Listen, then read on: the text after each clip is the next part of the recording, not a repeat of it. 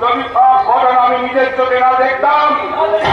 তার তো মিথ্যা নাটক, যে নাটকে আপনার এই উশৃঙ্খল অভক্ত মন আর আমার বিজ্ঞান চরিত্রে আর চরিত্রহীনতার গালি শিখে গেছে। কারিগর তুমি আমার মনের চরিত্র শিখিয়েছ পরম, তার শাস্তি তোমাকে দেখতেই হবে। চলো বলি আমরা শোনো, থানা পুলিশ করে কোনো লাভ হবে না। তাতে আমাদের দুই ফ্যামিলির মান সম্মান নিয়ে টানাটানি হবে। তাতে নিজেদের মধ্যে একটা মীমাংসা করে কিছু একটা দিন তোমাদের করতেই হবে।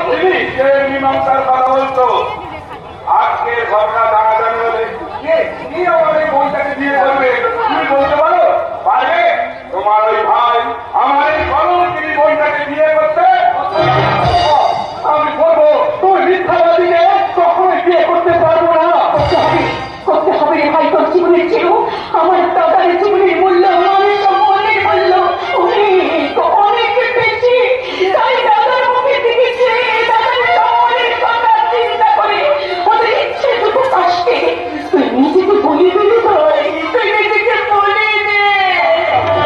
আমি পারবো না, এই কাজ আমি কিছুই করতে পারবো না।